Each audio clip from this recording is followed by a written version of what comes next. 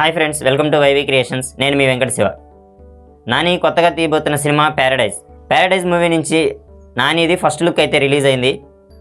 ఇందులో నాని ఒక డిఫరెంట్ లుక్తో కనిపిస్తున్నాడు.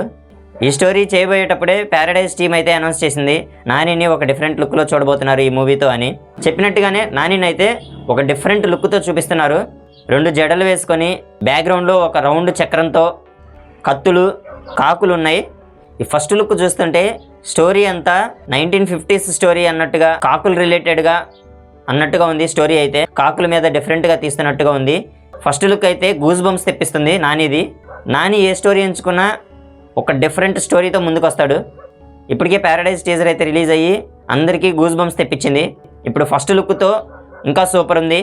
శ్రీకాంత్ వదిలా అండ్ నాని కాంబోలో ఆల్రెడీ దసరా సూపర్ హిట్ అయింది.